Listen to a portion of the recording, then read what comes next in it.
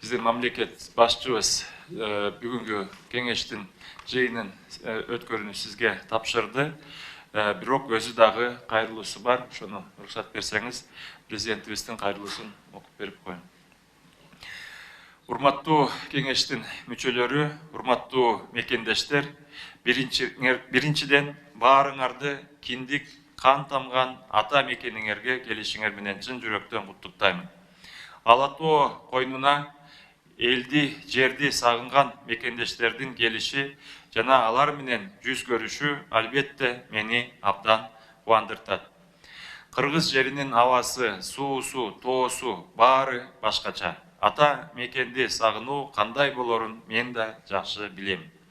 Мынакей 2 күндөн бери Бишкекте чет мамлекеттерде жашаган мекендештердин элибиздин биримдигине, өлкөбүздүн өнүгүшүнө, туулган жерине салым кошолу деген ниеттеги жакшы иш-чаралары болуп жатат. Анда мыкты сунуштар айтылып, анын баарын мен дыкаттык менен кабыл алам. Океандын ары жагынан бери ат арытып келгениңиздер үчүн жана ата журттун тагдырына, өнүгүүсүнө жигердүү катышууга даяр экениңиздерге терең ыраазычылыгымды билдирем. Тагдыр сиздерди канчалык алыска алып барбасын, сиздер кайсы континенттерди багындырбаңыздар, Кыргызстанда болуп жаткан окуяларга кылдаттык менен көз салып турарыңызды жакшы билем. Учурда өлкөбүздө улуттук кайра жаралуунун жаңы этабы башталды. Жаңы үмүттөр, жаңы максаттар менен өлкөнү күчтөп баштадык. Ушундай мезгилде бардык ресурстар, бардык каражаттар, анын ичинде ар бир жарандын, ар бир мекендештин салымы биз үчүн өтө маанилүү. Бүгүнкү күндө мамлекеттин күч аракети кичи жана орто бизнести өнүктүрүү үчүн бардык шарттарды түзүүгө багытталды деп ишенимдүү айта алам. Өлкөдө транспорттук инфратүзүм калыбына келтирилип, завод-фабрикалар, ири ишканалар чекесинен ишке киргизилүүдө. Чакан ГЭСтер жигердүү курула баштады. Күн, шамал, электр станцияларына инвесторлор келип жатат.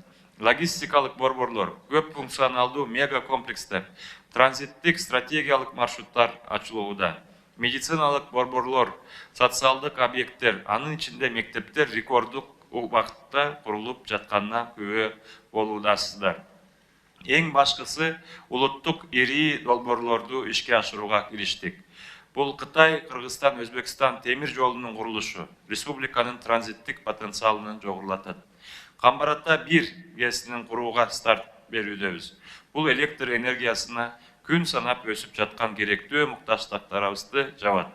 Ошентип өлкөбүз туруктуу өнүгүүгө карай багыт алды. 2023 жылдын 1 декабрында өлкөнүн ички дүн продукциясы 1 триллион сом деген көрсөткүчтү басат. Консолидацияланган бюджет 21 жылдан бери 238 миллиард сомго көбөйдү. 2023 жылы 550 миллиард сомдон ашканы турат.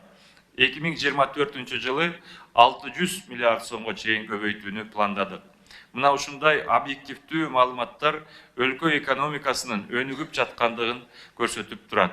Ошентсе да бүгүнкү күндө Кыргызстан таланттуу жана креативдүү адамдарга, тажрыйбалуу, билимдүү, компетенттүү жана демилгелүү жаш кадрларга муктаж. Урматтуу мекендештер, 30 жылда эмгек мигранттарынын мамлекетти колдоодогу ролу зор болгонун тарых үчүн айтып койгум келет. Азыр мигранттар менен кызматташуу жаңы баскычка көтөрүлдү. Кудайга шүгүрчүлүк, убакыттын өтүшү менен сыртта жүргөн мекендештерибиздин көбү бутуна туруп, олуттуу турмуштук кесиптик тажрыйбага, ошондой эле капиталга ээ болду. Анын натыйжасында күчтүү диаспоралар пайда болду. Биз чет жердеги мекендештерибиз кандай гана ийгиликтерди жаратышпасын, абдан кубанабыз. Биздин жарандардын миграциясынын географиялык алкагы да кеңейди. Ошондуктан алыскы, жакынкы өлкөлөрдүн бардыгында тынчтык болушун тилейбиз. Мына ушул жерден мен акын Зайырбек Ажыматовдун ыр саптарынан окуп бергим келип турат. Мен кыргызмын, түгөнөрдө түтөгөн. Мен кыргызмын, жок болордо күчөгөн. Мен кыргызмын, тарыхым бар, тилим бар. Мезгилдин да ой чуңкурун түзөгөн. Урматтуу мекендештер, сиздердин ар бириңиздерди биздин өлкөнүн элчиси деп эсептейм. Чет өлкөлөрдөн сиздер жаңы технологияларга, жаңы билимдерге, күчтүү байланыштарга, жаңы маданиятка ээ болуп жатасыздар.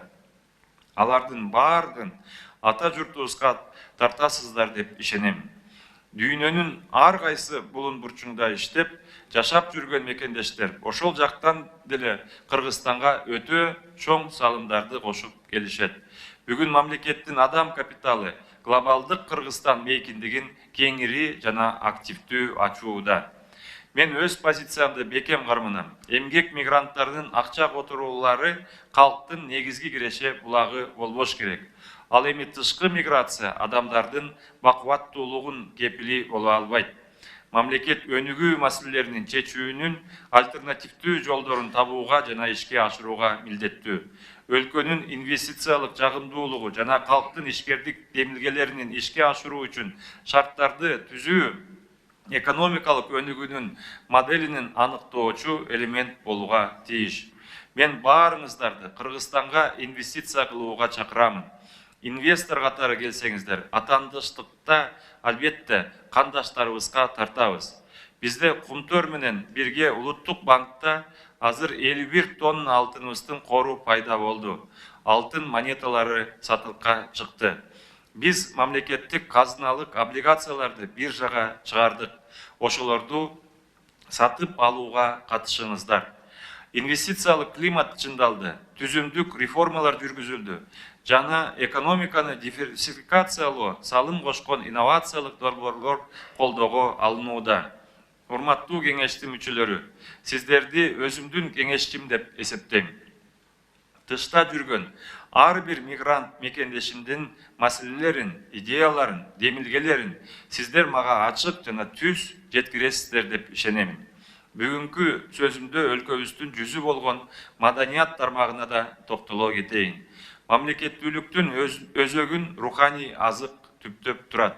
Элибиздин маданиятыбыз, тилибиз, дилибиз, спортубуз сыяктуу руханий азык менен камсыздоо үчүн бул багыттарды колдоону, каржылоону арттыруудабыз. Кыргызстанда туруп биздин балдардын тили бөтөн тилде чыгып жатат. Ал эми сиздерде бул чоң көйгөй экени белгилүү. Сиздер кыргыз тилиндеги киного, музыкага, мультфильмге, адабиятка сусап турасыздар. Ошондуктан руханий азыгыбызды толтуруу максатында маданият, спорт, жаштар саясатына 2022 жылы 5 миллиард сом, 2023 жылы 7 миллиард сом бөлүп бердик.